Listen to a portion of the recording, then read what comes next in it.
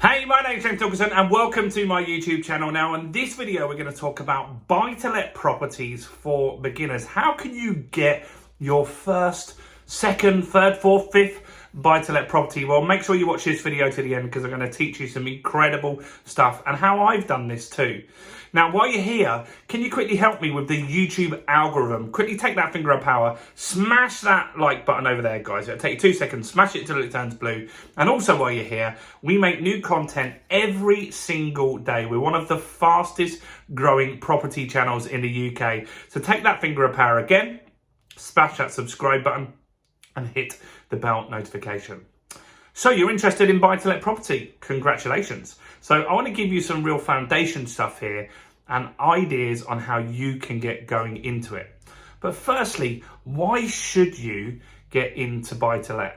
Well, buy-to-let investing is one of the safest types of investment that there is. Now, I'm not a financial advisor and you should get financial advice from a mortgage broker or some sort of financial person, but I'm just going to give you my experience. You see, I've invested in things like stocks and shares and businesses, and they are really out of your control. There's a reason why they say it's safe as houses, right? And property has consistently grown year over year since records began in 1066. So I'm going to use some averages of £100,000 house because it's just a nice, easy number for people to really understand. So let's look at the opportunity first and where this might take you. So let's just say you bought a £100,000 house. This is house number one. Now, you don't need £100,000 to buy a £100,000 house. You see, you can leverage your money. And that's the good thing about investing and buy-to-let. So let's look at this. If you bought a £100,000 house today, on average, house prices double every 10 years. Now, it depends on when you're watching this video. The market in 22, 23 and 24 is expected to have a little bit of a correction. So that actually means you're probably going to get more house for your money. So that's a good thing, right? Now, let's just say in 10 years, this property is now worth £200,000. 20 years, it's going to be worth £400,000. And 30 years, it's going to be worth £800,000. And in 40 years, it's going to be worth £1.6 million. Now that sounds crazy and unrealistic, I'm sure, when you're looking at this thinking £100,000 to 1.6 million. Well, answer this question to me. How much did your parents buy their house for? How much did your grandparents buy their house for? I'm sure you've heard the stories. They bought the house for £5,000 or £2,000 or 20 grand or 50 grand back in the day, and now it's worth considerably more, particularly if you live in the southeast of England, right? House prices are just something that we don't have enough houses in the UK. We're a tiny little island. We've got lots of people in this country. We've got lots of people coming into the country to live here as well. And that means that prices just go up. They only go up. Now, over short periods of time, you'll get little corrections and stuff like that. But in a 10-year cycle, they will always be up. So here's the thing, right? To get into a 100 grand house, how much do you need as a deposit? Well, the answer is around 25%. Now, that is determined on how much rent you achieve. So in the southeast, or you might disagree with this if you live in the southeast, rents are relatively low compared to the price of the house. They're not low, they're expensive, but they're low compared to the price of the house. So in the southeast or London, you might need to put in a 30% deposit or a 40% deposit because the bank wants to make sure that the rent is going to make enough profit for that deal to work. But if you go to the Midlands or the Northeast, these deals work a lot easier. So let's just say, for argument's sake, that you need a 25%, which is the maximum they will lend you. So that means that you would need a 25 grand loan here. So you need a £25,000 deposit to buy this. So let's look at those numbers. That means that you'd have a 100 grand house. you would borrow 75k. That's your mortgage, right? That's going to be your mortgage, and you're going to put in £25,000. Now, there are other costs. I'm going to ignore those for now because they're relatively straightforward. And I want to make this easy, like the process easy for understand. But let's just quickly mention those other costs. You're going to have costs like legals, which would be around £1,000 to £2,000 tops, depending on your area and where you get your solicitor from.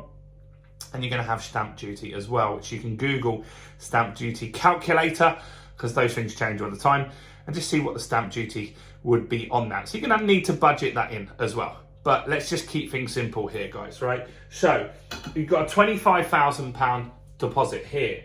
Now, this is where this gets crazy good, right? This is where this gets crazy good.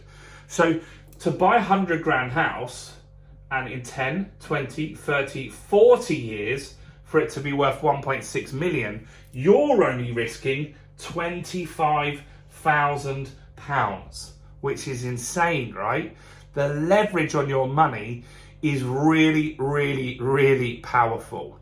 Now, a £100,000 house, you'll also get rental income from that, right? So let's just say, for argument's sake, that the rental was 600, which you can achieve in Doncaster. You'd get £100,000, you get a 2 3-bedroom house for that up there.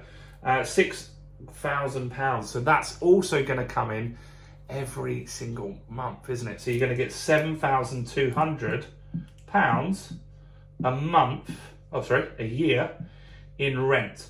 Now, obviously, you've got to pay a mortgage out of that as well, but you're going to make profit off of that as well. So that's going to be some profit. So each month you're going to get cash flow, and you want to make a deal. A normal buy-to-let isn't going to make you rich, right, with the cash flow, but you would expect to make conservatively around £300 a month, which is okay. It's not going to make you rich.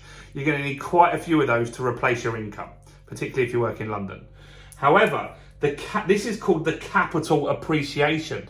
The value of the house going up is really powerful, and that is where you're going to make a lot of money. Now, let's look at how you could leverage this out and make even more money. This is where money is leveraged, and this is where people that invest make a lot of money. Now, this house is at some point going to be worth £200,000, right? £200,000.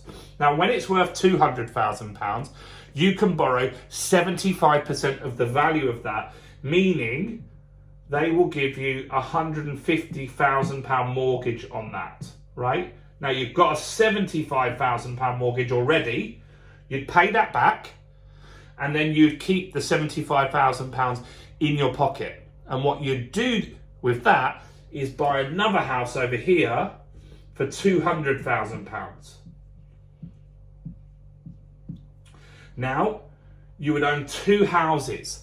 This has all happened from one deposit. And the way it's happened is that the capital appreciation, the value of the property has gone up to 200,000, meaning you can borrow 150, meaning that you can take out 75 grand extra, and you can use that 75 grand to buy this second property.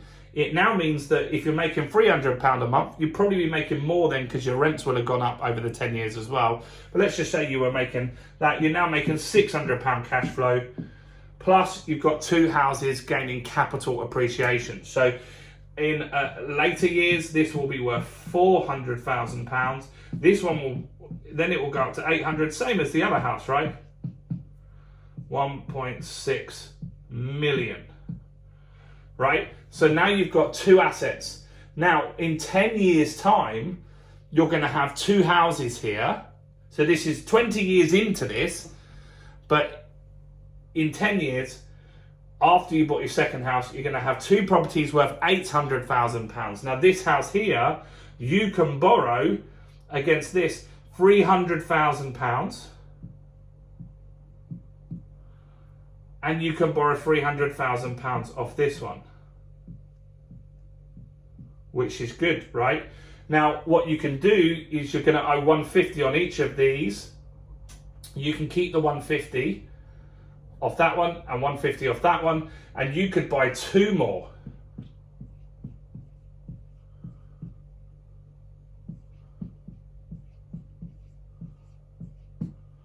So this is now starting to get faster, right?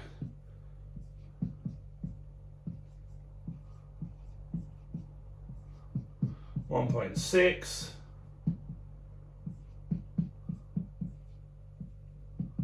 So now you'd have 4 properties. And then at the next one, you could refinance again and you could buy another load of properties again.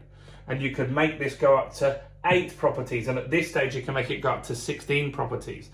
And that's leveraging. Now, you haven't put any extra money into this. What you've done is you've leveraged the initial £25,000. So all you really need to do to get going in property is get that first deal. Get that first deal. And when you've got that first deal, time is going to be your greatest ally. You see, with property, you see all these channels and they talk about flipping properties and doing them up and selling them on. But then they don't get this capital appreciation that you get by holding on to the asset. And the ultra wealthy people in property are the ones that own the property, that keep the property. You see, if I got this house and I did it up and I made it worth 150 grand and I sold it and I made 50 grand profit, eventually I'll spend that money. Whereas if I keep it, I can leverage it to buy more assets and have 2 properties going up, 4 properties going up, 10 properties going up in value. And that's what we're looking to achieve here, is to leverage the money that we use. Now, there are lots of different strategies that you can do to make this happen even faster. You see, taking a 100 grand house and making it worth 200,000 will happen with time, right? Time will be helping you with that. But also you could add value to that property to make it worth more by adding additional things in there. So we do things like adding additional bedrooms, extensions, right? We take a studio flat, we turn it into a 1-bedroom flat. We take a 1-bedroom flat, we take it into a 2-bedroom flat. We buy a property from auction that's run down and got no kitchen and bathroom, and we restore it, and that adds value as well. So those things can really speed up the way that you get wealth through property. Now, this isn't a pie dream. This isn't cryptocurrency where it's a gamble or a stock with a company that might go out of business. People are going to need houses in 10 years from now, in 20 years from now, in 100 years from now. This isn't going to change, guys. There are going to be more people in the UK. The space isn't going to grow. We're not going to, if anything, we'll shrink as an island. And so this isn't like a business opportunity or something like that. This is how real people become successful with property. And it starts with that first deal. Now, you're not going to make loads of money. As I said, you might make £300 a month. You might make £200 a month. But by getting more assets after the capital appreciates, that's when you get really, really successful with property. Now, I'd love to know your thoughts on this. What do you think about this? Comment below, guys. Any questions you've got, comment below. While you've got this far in the video, just do me a favor, guys, and give it a quick like. That will not harm you one bit. Give it a quick like. That really helps me with YouTube. And subscribe and hit the bell. You know, we've got tons more content on this. If you want to see a video where I buy a property at auction for my daughter, Georgia, pinned in the comments, the first comment on here will be a video on how I did exactly that. So go and check that out right now. While you're here, check out all the other content on the channel, including this one right here. Bye for now.